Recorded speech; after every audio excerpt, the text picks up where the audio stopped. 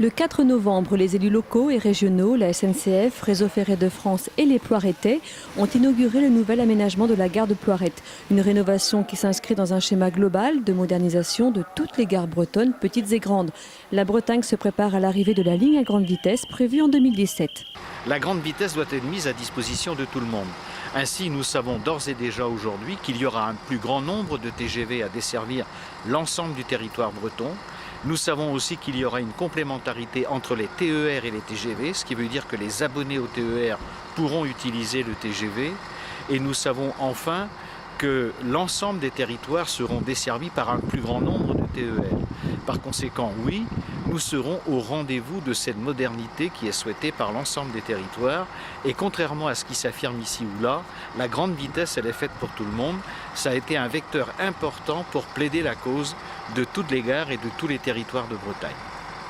Un nouveau parvis, une gare rénovée, des parkings créés, plus tard une passerelle pour enjamber les voies et aussi des travaux de modernisation de la ligne Ploirette-Lannion actuellement en cours. Ploirette-Trégor ne reste pas à quai. Le fait d'avoir une gare qui soit à la fois moderne, pratique d'accès, avec des stationnements facilités, avec un cadencement de train qui est suffisant, c'est une facilité pour que les gens vivent ici et pour que les gens puissent se déplacer pour leur travail et puis que les gens qui viennent aussi sur notre secteur puissent en une journée faire un aller-retour Paris. C'est très très important. C'est un signe porteur d'espoir pour l'avenir, pour la gare, en tant que pour la gare de Ploirette, pour les Ploiretais qui y sont viscéralement attachés, mais aussi pour tout le Trégor, parce que nous sommes la porte du Trégor.